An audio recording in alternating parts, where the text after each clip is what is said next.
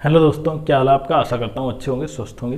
तो जिन बच्चों को 26 अप्रैल को हमने कहा था कि जिनका मेल नहीं आया था लेकिन फिर भी ज्वाइनिंग मिल जाएगी, उन बच्चों को कॉन्ग्रेचुलेशन कि जो अब बहुत से डिपार्टमेंट में ज्वाइन कर लिए होंगे। आज उनका पहला दिन हो सकता है, क्योंकि बहुत से बच्चों को ऐसा नहीं है कि 14 दिन 21 दिन के अंदर आप उसको ज्वाइन करेंगे। आप अभी आज ही ज्वाइन कर लिया होगा बहुत से बच्चों ने। लेकिन जो बाकी बच्चे हैं, अब उनका जिनका डीवी भी नहीं हुआ है, मेल तो बाद में आएगा उसका ज्वाइनिंग का, लेकिन डीवी भी नहीं हुआ है, स्टेट एलोकेशन भी नहीं हुआ है, तो कहीं ना कहीं वो बच्चे अब अपनी ज्वाइनिंग के वेट कर रहे हैं। तो आज हम इस वीडियो में उनके लिए दूसरा जो विदहेल्ड कैंडिडेट्स का कल परसों एसएससी ने जो नोटिस जारी किया है कि उनमें से इतने बच्चे तो क्या है, फेल हैं, मतलब कट ऑफ से नीचे हैं, और जो बच्चे हैं उनको स्क्रूटनाइज किया जा रहा है, उनकी जांच की जा रही है कि क्या इन्होंने जो तरीका अपनाया था क्या वो सही था या गलत था। और अगर अब एक ये भी पॉइंट बहुत इंपॉर्टेंट है कि आपने अगर उनमें से कुछ बच्चे ऐसे मिलते हैं कि एसएससी को कि इनमें हो सकता है गलत तरीके से एग्जाम पास किया हो या एग्जाम में गलत तरीके प्रयोग किए हो, तो उनको एसएससी क्या कर सकती है, डी बार भी कर सकती है। इसलिए उनको स्क्रूटनाइज किया जा रहा है। तो सबसे इंपॉर्टेंट, अगर आप चैनल पर नए हैं तो चैनल को सब्सक्राइब जरूर करें, शेयर करें, वीडियो को लाइक करें और वीडियो को पूरा देखें, क्योंकि जब आपकी इंफॉर्मेशन आई हो सकता है आप स्किप कर दें और उससे बहुत इंपॉर्टेंट पॉइंट आपका रह जाए।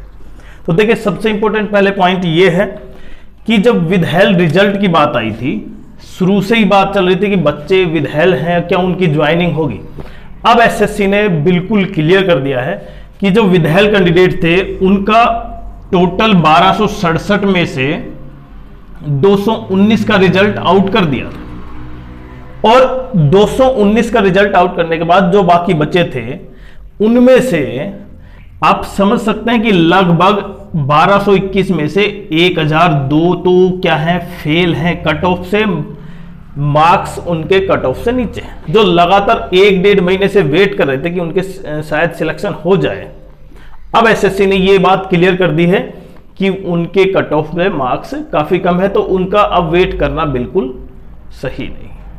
तो ये सबसे बड़ा सेटबैक है उन बच्चों के लिए जो सोच रहे थे हो सकता है विदहेल्ड स्क्रूटनाइज करने के बाद उनको ज्वाइनिंग दे दी जाएगी।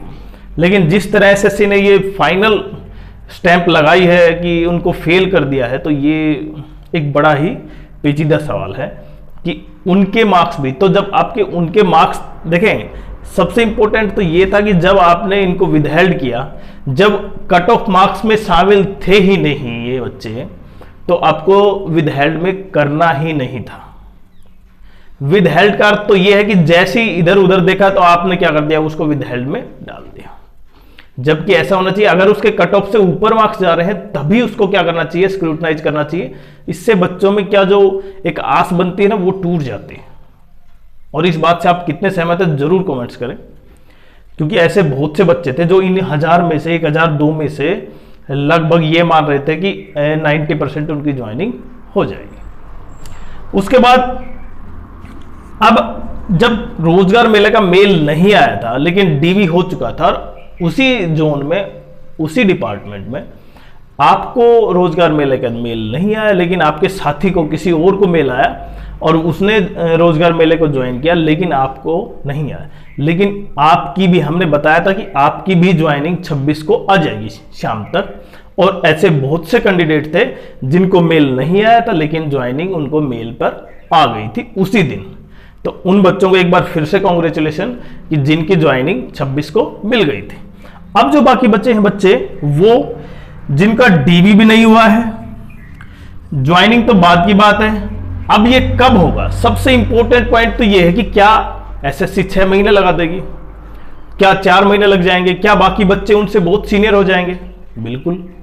क्या कोई प्रोसेस है कि इन बच्चों को इसलिए पहले ज्वाइनिंग दी गई या बाकी जो बच्चे हैं उनको ज्वाइनिंग इसलिए नहीं दी गई कि उनके नंबर कम है, उनके मार्क्स कम है, उसके रैंक कम है। ऐसा तो बिल्कुल नहीं है।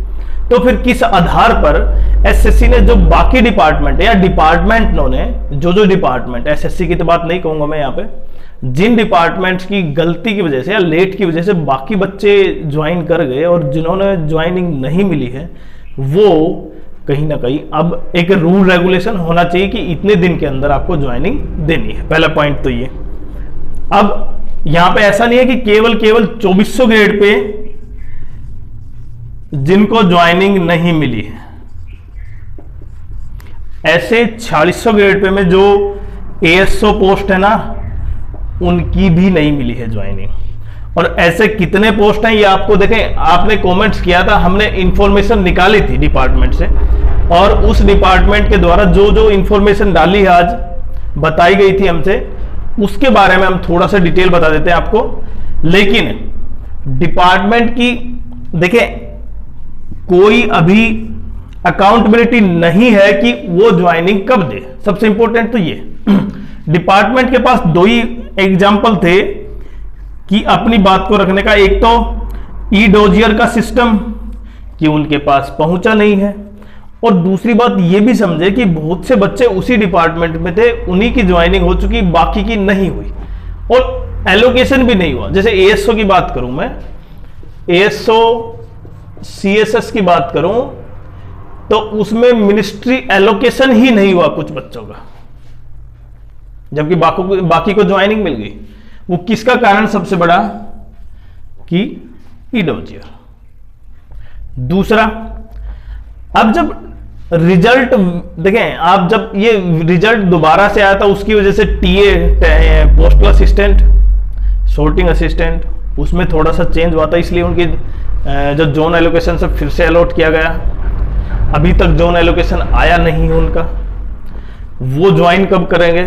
लेकिन अगर मैं रिजल्ट की बात करूं तो जिस दिन रिजल्ट आया आपका फाइनल, उससे 2 महीने से 3 महीने के अंदर आपको ज्वाइनिंग मिल जाएगी। वो 2400 ग्रेड पे तक सब पोस्टों के लिए। लेकिन अभी तक 2400, 4600, 2800 और 4200, उनमें बहुत से कैंडिडेट ऐसे हैं जिनको ज्वाइनिंग नहीं मिली है। मतलब अगर 17,000 प्लस कैंडिडेट थे ना, उसमें से केवल लगभग 8,000 प्लस कैंडिडेट ही होंगे जिनको ज्वाइनिंग मिली, बाकी को ज्वाइनिंग नहीं मिली। अब जो 8,000 कैंडिडेट हैं, क्या अब अगर आप उसमें शामिल हैं, तो मैंने 2 कारण बताया ना, एक तो ई-डोजियर सिस्टम, और दूसरा उस डिपार्टमेंट की कहीं ना कहीं इतनी लेट लतीफी, जिसकी वजह से हालांकि डोजियर आ भी गए तब भी लेट लतीफी, जिसकी वजह से वो बच्चे ज्वाइन नहीं कर पाए। तो सबसे इंपॉर्टेंट है कि जो डिपार्टमेंट, जिस डिपार्टमेंट का नहीं हुआ है, कृपया करके वो थोड़ा जल्दी करें।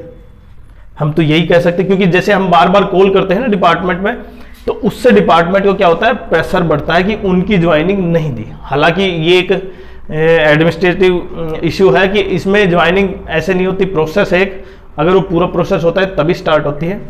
तो लेकिन अगर आपका मान सकते हैं कि आपका ज्वाइनिंग नहीं मिला है, DV नहीं हुआ है, तो आप घबराएं ना। आपकी ज्वाइनिंग अब कहीं ना कहीं जो प्रोसेस रुक गया था, किसकी वजह से, कुछ बच्चों को दे दी 26 अप्रैल को, अब बाकी के लिए स्टार्ट हो गया। तो आपको 2 से 3 महीने के अंदर, आपके रिजल्ट से 2 से 3 महीने के अंदर आपको कंप्लीट ज्वाइनिंग मिल जाती है। और अब की बात उससे भी जल्दी हुआ है, तो कहीं ना कहीं जब आधे बच्चों की हो गई तो आधे बच्चों के लिए और जल्दी प्रोसेस होगा।